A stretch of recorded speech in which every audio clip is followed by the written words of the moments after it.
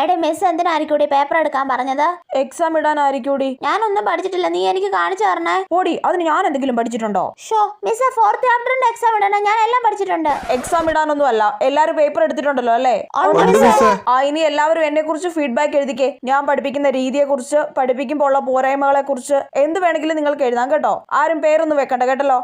എനിക്ക് കുറച്ച് കുറ്റങ്ങൾ എഴുതാനുണ്ട്, എന്തായാലും പേര് വെക്കുന്നില്ലല്ലോ. എടി പൊക്കി പറഞ്ഞ് മാത്രം എഴുതിയാൽ മതി, ഇല്ലെങ്കിൽ നമ്മുടെ കൈയക്ഷരം വെച്ച് ആളെ കണ്ടുപിടിക്കും. പിന്നെ ഇന്റേണൽ മാർക്കിന്റെ കാര്യം കട്ട പോകുകയാവും. അത് ശരിയാ മിസ്, ഞാൻ 2 പേപ്പറിൽ എഴുതിക്കോട്ടെ? കുറച്ച് എഴുതിയാൽ മതി പിങ്കി. മിസ് വളരെ നല്ലൊരു പാവം മിസ്സാണ്. മിസ് പഠിപ്പിക്കുന്നതൊക്കെ ഞങ്ങൾക്ക് നല്ലോണം മനസ്സിലാവുന്നുണ്ട്. ഈ കോളേജിൽ എനിക്ക് മിസ്സിനെയാണ് കൂടുതൽ ഇഷ്ടം. മിസ് ഞങ്ങളെ വഴക്ക് പറയുന്നത് അതൊരു അമ്മയുടെ വാത്സല്യം പോലെയാണ് എനിക്ക് തോന്നുന്നത്. എന്റെ പൊന്നോ, ഈ ഡയലോഗ് മിസ് വീട് ഉറപ്പാ. എല്ലാവരും പേപ്പർ ഇങ്ങതാ. മിസ്, ഒരു 5 മിനിറ്റ് കൂടി. ഇവളെന്ത് തേങ്ങയാടി ഇതിന് മാത്രം ഇങ്ങനെ എഴുതുന്നേ? അവള് മിസ്സിന്റെ അമ്മൂമ്മയെ കുറിച്ച് വരെ പൊക്കി എഴുതിക്കൊണ്ടിരിക്കുവാണെന്ന് തോന്നുന്നു മിക്കവാറും.